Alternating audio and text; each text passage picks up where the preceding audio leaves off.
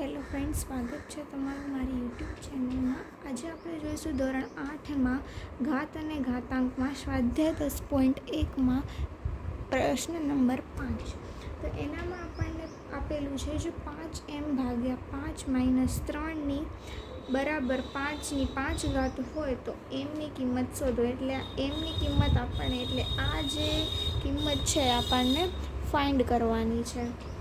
તો સૌપ્રથમ જે છે એ આપણે નિયમ ગયા વિડીયોમાં જોયો હતો કે એની એમ ઘાત ભાગ્યા એની એન ઘાત હોય તો m - n થાય. એટલે આ બંને ઘાતોનું શું થશે? માઇનસ થશે. તો અહીંયા લખશું કે માટે 5m માઇનસ અને આ -3 બરાબર 5 ની 5 ઘાત બરાબર. માટે માઇનસ માઇનસ શું થશે? પ્લસ. એટલે 5 ની m પ્લસ 3 ઘાત બરાબર 5 ની 5 ઘાત.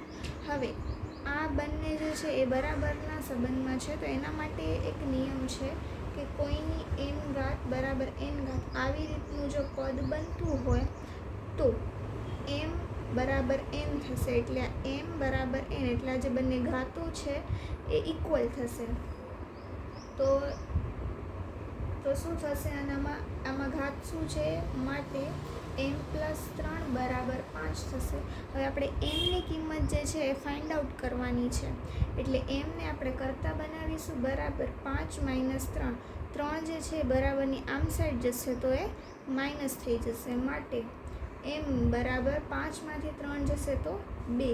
તો આ જે છે એમની કિંમત છે.